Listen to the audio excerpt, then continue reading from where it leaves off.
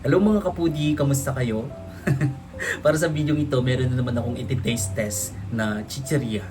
So ito guys, nakita ko lang sa supermarket and then bago siya sa paningin ko guys. Hindi ko alam kung matagal na ba to or bago lang siya sa merkado. So ito nga guys, yung Tochi Onion Rings Vegetable Snacks. So yun siya.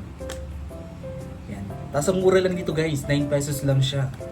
Tapos sobrang po niya guys, oh. Sobrang lintog ng kanyang packaging. Diba? Tara, taste test natin to kung okay ba to or hindi. 9 pesos lang, meron ka ng ganito. Onion rings vegetable snack. And then yung flavor na pinili ko is sour and cream and onion flavor. Tara, taste test natin. Tara! Siyempre, amoyin muna natin. Amoy ko niya siya guys, sour and cream. So, ganyan yung laman niya. Diba, kulay white siya. So, yan siya guys. Oh, para talaga siyang onion rings, no? Para taste test na. Amoy mayonnaise, no? Amoy ko yung pagka-mayonnaise niya.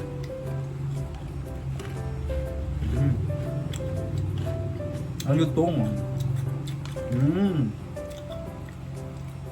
Lasang pa niya siya guys. Sour and cream.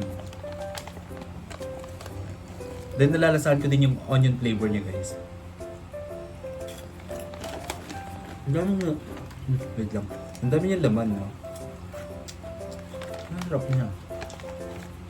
Pwede itong guys, when dalhin kapag nagpipiknik kayo or nagta-travel o kaya pag nag-iinuman kayo, pwede siyang pulutan.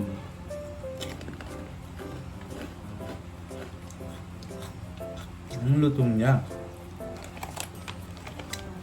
Sarap niya, nakaka-addict siya. Yung tipo bang gusto mo ng sunod-sunod na lang yung subo mo, ganun siya.